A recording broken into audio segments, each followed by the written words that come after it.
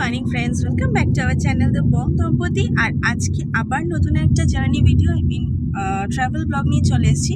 Almost আমাদের half journey complete হয়ে গেছে, হাফেরও বেশি। আর সকালের ব্রেকফাস্টটা একটা ধাবা থেকে করে নিয়েছিলাম। আর সেখানকার ফুড কোয়ালিটি তো আমার বিভৎস ভালো লেগেছে। তো কোথায় যাচ্ছি অ্যাজ ইউজুয়াল যেতে যেতে রাস্তায় কথা হয়ে যাবে। আপাতত বেশ অনেকটাই চলে এসেছি ডেস্টিনেশনের কাছে, আর মোটামুটি 1 থেকে 1.5 ঘন্টার জার্নি বাকি আছে। তাই বেশিক্ষণ ওয়েট করাবো না, গিয়েই তোমাদের সাথে আবার কথা হচ্ছে। আর দেখো, চিরাচরিত নিয়মে ড্রাইভিং সিটে তো রুদ্র আছেই, যাই হোক ওর সাথে আমিও অ্যাজ ইউজুয়াল সাথে থাকি। তো চলো, আপাতত কোথায় যাচ্ছি পরে তো সমস্তটা জানাচ্ছি। আর আস্তে আস্তে সাথে থাকো, আর মজাদার একটা ভিডিও কিন্তু তোমাদের সাথে শেয়ার করতে চলেছি। অনেকক্ষণ গাড়িটা চলেছে, তাই ভাবলাম একটু রেস্ট দিই গাড়িটাকে, কারণ গাড়িও টি ব্রেক চাইছে। আর অনেকটা লং, মানে সেই কোলাঘাটের পর থেকে টানা প্রায় 2 ঘন্টা 2.5 ঘন্টার উপরে গাড়ি চলছে। আর বাইরে এত রোদ, তাই জন্য ভাবলাম যে একটু ব্রেক নিয়ে নিই। তো চলো, আশেপাশের পরিবেশটা তোমাদের সাথে একবার শেয়ার করি। এখানে আমরা এসেছি, এখানে গাড়িটাকে আমরা একটু দাঁড় করিয়েছি। এখন রোদ আস্তে আস্তে উঠছে। আর আপাতত এখানে দেখতেই পাচ্ছ যে কত সুন্দর একটা প্রাকৃতিক পরিবেশ, কি বলবো তোমাদের সাথে শেয়ার করছি। তো আপাতত যাওয়া যাক, গিয়ে তারপর তোমাদের সাথে দেখাচ্ছি, শেয়ার করছি সবটাই। ফাইনালি উই রিচড, মানে কুট্টুস আমরা সবাই চলে এসেছি। আর আমরা এসেছি কোথায় সেটা তোমরা ওয়েট করো, দেখাচ্ছি আমি তোমাদের। সামনের ভিউটা দেখলেই তোমরা বুঝতে পেরে যাবে। অবশ্য বুঝতে পেরেও গেছো আমার দেখে আর কি। যাই হোক, এটা হচ্ছে সেই ভিউ, সেই প্রত্যাশিত ভিউ। আমরা চলে এসেছি মন্দারমণিতে। মানে দীঘা অনেক হয়ে গেছে, আর না, এবার মন্দারমণি। নেক্সট প্ল্যানিং আছে তাজপুর। তো মন্দারমণির ভিউটা জাস্ট চুমু, আর কিছুই বলা যাবে না। আর হাওয়াটা যা দিচ্ছে মাইন্ড ব্লোয়িং। আর এখানে দেখো কুট্টুস খুব এনজয় করছে। ও মা, হ্যাঁ মা, কোথায় কুট্টুস, কোথায় দেখো তো। এই যে কুট্টুস আর কুট্টুসের বাবা এখানে পুরো লাইন পজিশানে। অ্যাকচুয়ালি আমাদের রুম দিয়েছিল, রুমটা একটু কমপ্লিকেশনস আছে, একটু প্রবলেম হচ্ছিলো আমার, তো সেজন্য আমি বললাম একটু চেঞ্জ করে দিতে রুমটা। তো ওরা রুম চেঞ্জ করছে, আর আমরা এখানে এসে এই মাস্ট ভিউটা এনজয় করছি। আর যাই হোক, তো চলো আপাতত হোটেলের ডিটেলস বা প্রাইজিং, ফুড রিভিউ সব আস্তে আস্তে আসবে। তার জন্য অবশ্যই চ্যানেলটাতে থাকতে হবে, ভিডিওটাতে থাকতে হবে। তো চলো আবার আসছি নেক্সট ইনফরমেশন নিয়ে। আচ্ছা, এখন আমি তোমাদের সাথে ঠিক সেই ডিটেলসগুলোই শেয়ার করছি যেগুলোর জন্য তোমরা অধীর আগ্রহে বসে আছো আর আমার ভিডিওটা এতক্ষণ ধরে দেখছো। অ্যাকচুয়ালি আমি যেই রিসর্টে চেক ইন করেছিলাম, সেই রিসর্টের নাম ছিল নীল নির্জনে সি বিচ রিসর্ট। আর সি বিচ রিসর্ট কথাটা ঠিক সেই হোটেলের নামের সাথে ইনক্লুডেড থাকে, যাতে পার্সোনাল বিচ থাকে। হ্যাঁ, এদের কিন্তু পার্সোনাল বিচ আছে, যেটা তোমরা প্রথমেই ভিডিও শুরুতে দেখতে পেয়েছো।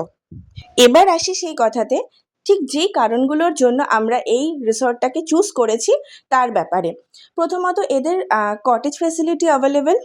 অ্যাকচুয়ালি দেখো, কুট্টুসের মতো ছোট বাচ্চা যাদের সাথে থাকে বা যারা ট্রাভেল করছো, তাদের এটার ব্যাপারে খুবই ওয়াকিবহাল থাকবে যে বাচ্চাদের নিয়ে গেলে বাচ্চাদের একটা ন্যাগিংয়ের সমস্যা থাকে, আর তারা একটু যখন তখন বাইরে ঘোরার বায়না করে। আর আমি না একটা পার্সোনাল অ্যাকোমোডেশন চেয়েছিলাম, যাতে আমি কুট্টুসকে নিয়ে খুব ভালোভাবে শান্তি মতো এই ট্রিপটাকে এনজয় করতে পারি। তাই এখানকার কটেজ ফেসিলিটিটা আমার খুবই ভালো লেগেছে। আর সত্যি কথা বলতে, রুমের ভিডিও তোমাদের সাথে আমি শেয়ার করছি। রুমটা কিন্তু যথেষ্ট নিট অ্যান্ড ক্লিন, আর খুবই সুন্দর, বড় আর এয়ারি ছিল।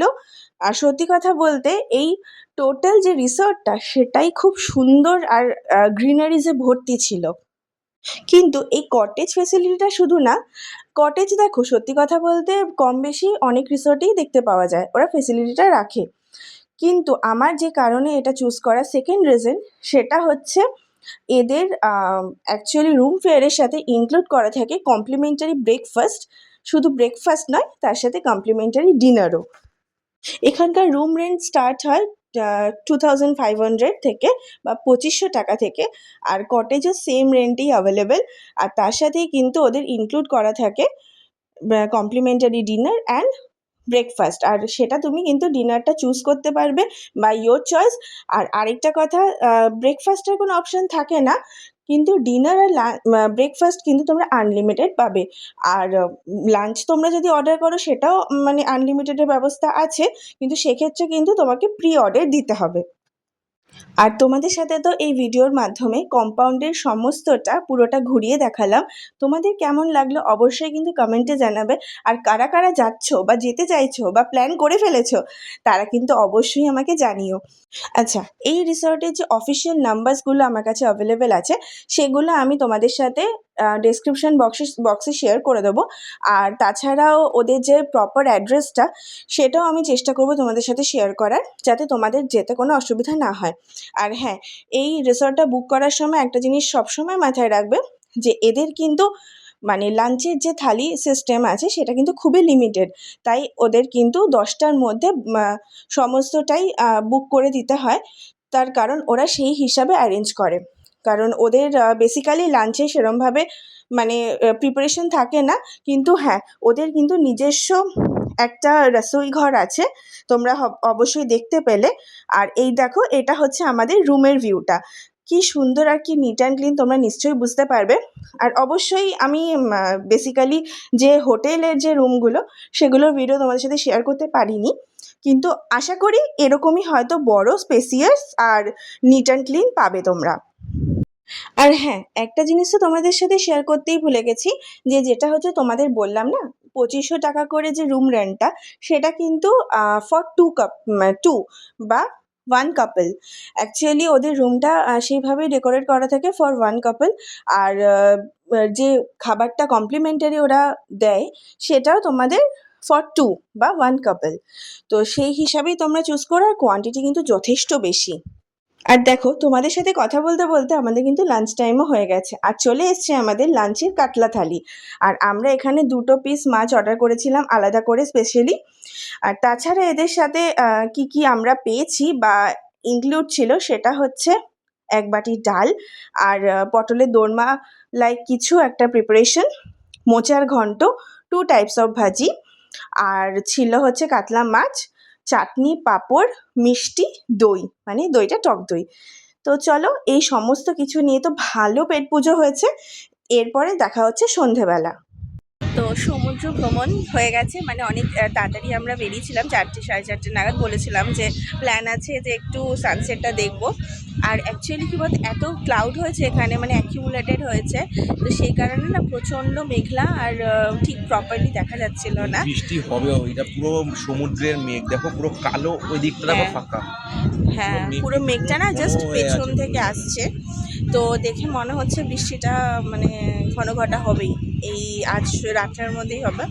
তো যাই হোক, ওই জন্য আমরা ক্লিয়ার ভিউটা পাইনি, তাই তোমাদের সাথে শেয়ারও করা হয়নি। আর কুট্টুস প্রচণ্ড মজা করেছে, আর যেটা তোমরা কুট্টুসের চ্যানেলে অবশ্যই দেখতে পাবে। আর তার জন্য আমাদের কুট্টুস চ্যানেলটা তোমাদের সার্চ করে ওখানে গিয়ে সাবস্ক্রাইব করতে হবে, তাহলে কুট্টুসের সমস্ত দুষ্টুমি তোমরা চোখের সামনে দেখতে পারবে। তো একদিনের গরমে দেখো আমার কি অবস্থা ফেসের। যাই হোক, এখানটা না খুব সকালবেলায় শেয়ার করেছি, খুব ভালো একটা ওয়েদার, ভালো একটা ভিউ পাওয়া যায়, তো সে কারণে এই ভিউটাই এনজয় করছি। দেখো তোমরা, জাস্ট অসম ভিউ। আর হ্যাঁ, জলটা অনেকটা পেছনে, আমরা যখন এসেছিলাম তখন একদম মানে বলতে পারো জাস্ট ল্যান্ডের একটু দূরেই আছে, বিচ দেখা যাচ্ছিল না, কিন্তু এখন বিচটা, হ্যাঁ তখন জোয়ার ছিল। এই কারণেই আমরা মন্দারমণি এসেছি, একটু ফাঁকা ফাঁকা, জাস্ট কোয়ালিটি টাইম স্পেন্ড করা যায়। দীঘা এত ভিড়, এত ঘিঞ্জি আর ভালো লাগে না। এই যে এখানে যে বিন্দাস বসে এরকম ফাঁকা বিচ, ফাঁকা সমুদ্র, দীঘাতে দেখা অসম্ভব। আর এখন সামার ভ্যাকেশনের টাইম, কোনো প্রশ্নই ওঠে না। আর আসলে কুট্টুস না জলকে প্রচণ্ড ভালোবাসে, কুট্টুসকে নিয়ে আমরা দীঘাতে জলে নামতে পারিনি। ওই তোমার কোথায় যেন, হ্যাঁ সুইমিং পুলে ওকে নামিয়েছিলাম, তারপরেও খুব মজা করেছিল। সেটা দেখে আমরা আবারও এবার এসেছি গরমের মধ্যে, যে একটু মানে সমুদ্রে নামবো বলে। আগেরবার সমুদ্রে নামতে একটু ভয়ই পেয়েছিল আর কি, এবার দেখছি খুব এনজয় করেছে। তো যাই হোক, তো ওটাই আসলে আমাদের উদ্দেশ্য ছিল, আমরা আসবো, আমরাও মজা করবো যেরকম, কুট্টুসও অনেক মেমোরিজ নিয়ে বাড়ি ফিরবে।